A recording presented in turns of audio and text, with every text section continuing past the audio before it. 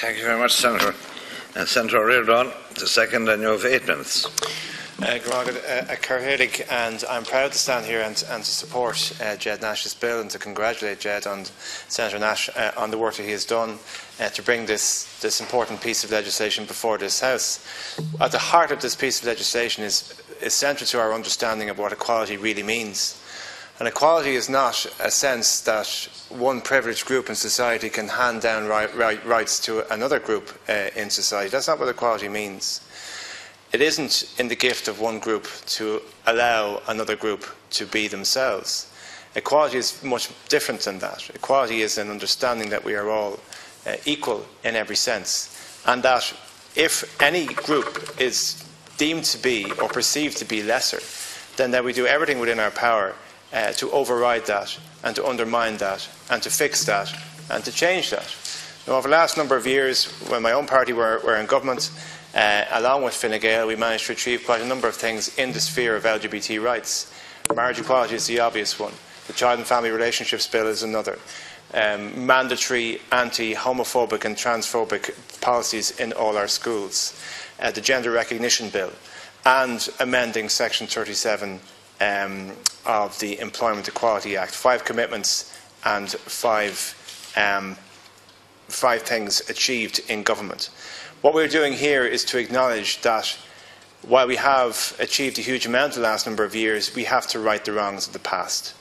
We have to admit that our legislative provisions before 1993 were wrong, that they undermined people's rights, and we have to acknowledge that as a state and to apologise for it.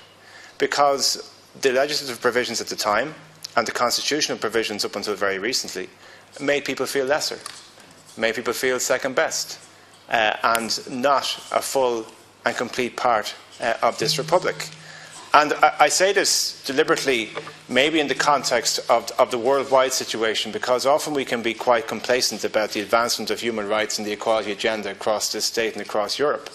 And as we look around the world, we look at the new political dispensation in Russia, and we look at the new political situation in America, where we have a vice president who openly believes that LGBT people can be corrected by some bizarre form of medical intervention. This is the new political dynamic that we are facing in the United States. What we are saying quite clearly today in this Seanad is that this republic, standing on the edge of Europe, believes not only do LGBT people need to be corrected, but the fact that LGBT people were not fully and complete and absolute equal members of this republic, and that we have to apologise for the days when that wasn't the case. And we have to be absolutely determined to ensure that we advance on this agenda further, because to suggest that because we had a marriage equality referendum or because legislation has been passed, and even this piece of valuable legislation is passed, will not make it easy for a member of the LGBT community to come to terms with themselves and to come out to their family and friends in various different parts of Ireland. There's still a very dark road ahead, unfortunately, for many young people and not so very young people who still feel as if they live in an Ireland that doesn't accept them. It's like saying, you know, because the Civil Rights Act was passed in America in the 60s, that African Americans are completely equal in the eyes of all citizens and the state and all states in America. It's not the case. So what we have to do in this republic and in these houses of the Oireachtas is to ensure that every single piece of legislation that we can pass and correct has to be done. That we apologise for the wrongs of the past. And if just like Ged, Senator Nash, I did my Leaving Cert in the early 90s. It is unbelievable for me to think that at that very same time there were, contemporaries of mine or older people than me who were criminalised for being who they were, for the love that they felt. I know the younger generation, younger than us, will find that unbelievable, absolutely unbelievable. And what's remarkable at the time of the referendum was that the generation gap of young people, regardless of their background or their gender or where they were from, how remarkable they felt that it was pre-1993 that it was actually a criminal act to be engaged in homosexual activity. So Catholic Minister, I know that you feel strongly in this regard too.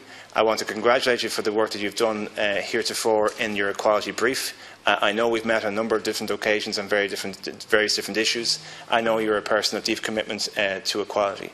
But as Senator Nash has said, when issues of this come before this House, there is often a temptation for governments to pick holes in things, and there's a temptation sometimes for opposition parties to play politics. But in this instance, I think you will acknowledge that what Senator Nash has done is brought forward a piece of legislation that is well crafted, that has the right motivation behind it. And I think what yourself and your offices can do is to take it in that spirit, and if it needs to be tweaked or changed or improved, that can be done on a different stage of the legislative process. But this House together, collectively, across party, can stand proudly in this Republic and send a message out to the rest of the world, because let's not pretend that this agenda is all going the same direction in every single part of the world, because it's not. It's going backwards. It's going backwards in America. It's going backwards in Russia. It's going backwards right across the world in many respects. So if this House was to say again that restate our absolute commitment to equality for our LGBT brothers and sisters across this land, well then that will be a powerful symbol at this moment in time. So I commend Senator Nash for the work he has done. I commend my Labour colleagues for supporting this bill. I commend people across this House who are standing in solidarity with the bill, and your own endeavours, Minister, to bring this to the fore. It will mean an awful lot for people who lived in the shadows of this state before 1993. You can never possibly understand, any of us, that as a measure like this passed in a House like this today will mean so much for people who lived in those dark days. Thank you.